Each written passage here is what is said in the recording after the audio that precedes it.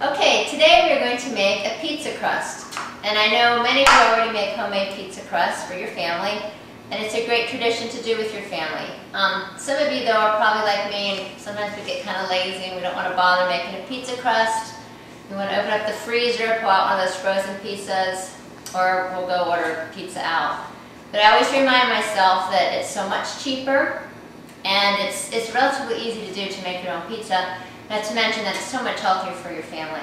I'm going to make one here, and I'm not going to have anything measured out, just to show you that it really doesn't take too much time to do it, and you can really produce a really delicious dinner, delicious tasting pizza for your family. And it's the kind of thing too, you do it a lot, you get better at it, it doesn't take long at all to whip one of these crusts together. So I'm going to start with my KitchenAid, and a KitchenAid is a wonderful thing to have in your kitchen. If you don't have one, put this on your Christmas list. You can make bread and cakes and all kinds of things with it. And the nice thing about the KitchenAid is it's going to knead this pizza dough for me so that I don't have to sit here and knead it, because it's going to knead in here for about 8 minutes. Okay, to start us out, I need to get the warm water and the yeast, which I forgot. Okay, I'm back with my cup of very warm water. You put this in here. And you're going to want about 1 tablespoon of yeast. And I buy my yeast in bulk, like I get at Costco or Sam's, and it's very inexpensive that way. It's so much cheaper than getting the individual packages. And someone asked me before, well, how much a bulk is in a package? And it's about a tablespoon. So we'll put in about 1 tablespoon of yeast.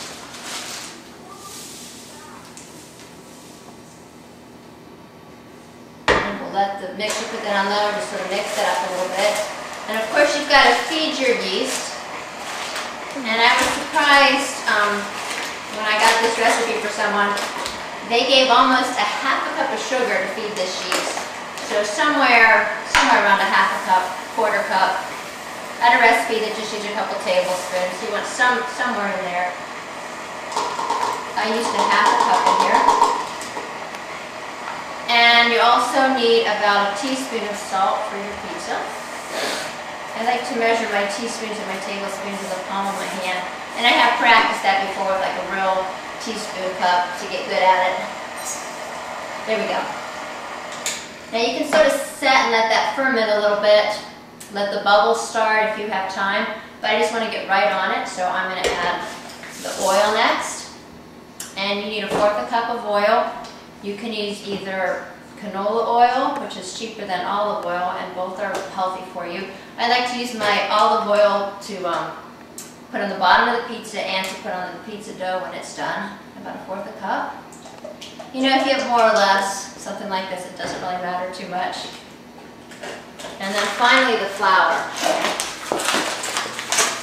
Now the flour, sometimes I need more, sometimes I need less. I don't know if it's because I don't measure accurately or the different kinds of flours that I use. So I'm going to start with the 3 cups, which is what the recipe says. And we'll see what that looks like. And let this knead for 8 minutes. And if you don't have one of these and you're kneading, pass this on to one of your kids, knead it for a good 4 or 5 minutes. And I'm going to put it somewhere in the medium zone, and make sure that you put your mixer back on the counter, because mine tends to dance and then might dance towards the edge of the counter. And I'm going to set my timer on my stove, so I'll have it for 8 minutes, and during that 8 minutes I'm going to preheat my oven to 400 degrees. Okay, I have exactly 8 minutes. I set the timer, now I have 37 seconds left. I accidentally turned off oven. Put it back on. Maybe I forgot. I don't know. But the oven needs to be set at 400. By the time I get these kneaded out or pushed out into their crust, the oven should be hot enough. Got my sausage going. It looks nice and brown. So I can turn that off. I've grated my cheese. It's coming. My mixer has danced to the side of the counter. It's kind of close, but not too bad. I'm going to take it off. It's a little bit sticky. So maybe we could have had 3½ cups of flour. But if you put too much flour, then you know that it gets, makes kind of a tough crust, so we'll see if this will work. You could spray your pan with ham if you wanted to make it a little bit lower fat, but I love olive oil, so I'm putting that on the bottom of my pan. And I have a nice brush to spread that around with. And I'm not going to throw my crust in the air for you all, because I don't quite have that mastered yet. And I'm going to make a thin pizza this time, so I'm only going to use half of the dough in here, and then I'll lay the other half out.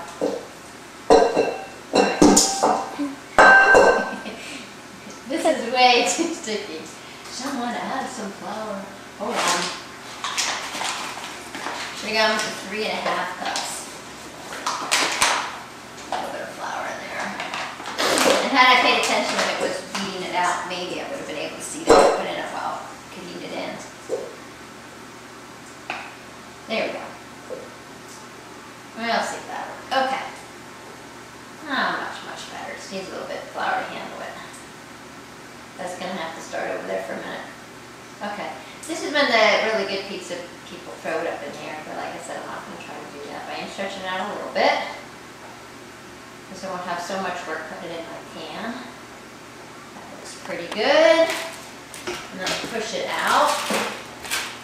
And then from this point, you can see all we have to do is add the toppings. And I just took a few more minutes to pat this out. And of course I didn't divide the dough evenly. So this one is a nice big one. This is a regular sized crust, but with the other one, I had a little bit, so I made a smaller crust here. And I'm going to make my favorite kind of pizza with this crust, which is a white pizza. And that's simply olive oil spread out. And then you've got some cheese, the mozzarella, and of course you can use Parmesan, whatever cheese you have. They make a nice 5-cheese blend in a bag too. That's really good. Sometimes we use that. And you can put as much cheese on as you like. And a white pizza usually has the tomatoes. If you have some spinach, you can throw that on. This is more, we call this more like an adult pizza, because the kids don't like the tomatoes. Except the older kids. It actually makes a delicious pizza. If you have feta cheese, you can put it on it, make it more like a Greek pizza. I just have Italian seasoning. Sprinkle on. And a little bit of garlic. Now for the other pizza, this one's going to be mostly for the kids. Their favorite pizza really is a cheese pizza, but I'm going to put, I'm going to leave half plain and half sausage. And I have spaghetti sauce, half a jar left over from something we had a few nights ago for dinner. I like using the plain tomato sauce as well, and just adding my own seasoning. But since I have this available, I just dump that on. And of course there's pizza sauce you can buy at the store. And put the sauce on as heavy or thick as you'd like. If your kids are like mine, they'll of course tell you, Mom, that's too much sauce, or Mom, not enough sauce. Cheese. That ½ pound is barely enough for 2 pizzas. Should grate a little bit more. But I have some kids that don't like a lot of cheese, so we'll go light on the cheese this time. And then my sausage. And I drained the sausage a little bit to get all the grease. It was kind of greasy, so I drained some sausage. And this is going on half. Okay, I'm back and our pizza is just about done. It's taken somewhere, I'm thinking about 12 minutes. And during that 12 minutes, I didn't just sit around and sip a cup of tea. I was busy. I put all this stuff away. I cleared off all my counters, took care of the sausage, cleaned everything up in the kitchen, so when we sit down to dinner, all we have to do is the dinner dishes and back over here, okay. Now, as you can tell, this is not a professionally made cooking video. I just wanted to do something for you in real time. a real dinner that I'm making for my family. It's far from perfect. I have a lovely little girl, Sophie, who's 9 years old, and she's recording this for me right now, and she's doing a wonderful job. And I think this is just about done. Ta-da! And you want to see if it's brown on the bottom. Can you see that there? And that means that one is done. The other one probably is done. This one is a little bit thinner, so I'm assuming it's done too. Yeah, perfect. Start to finish, about 30 minutes to get this pizza on the table. Is it good, guys? Yes. Nom nom. Yeah.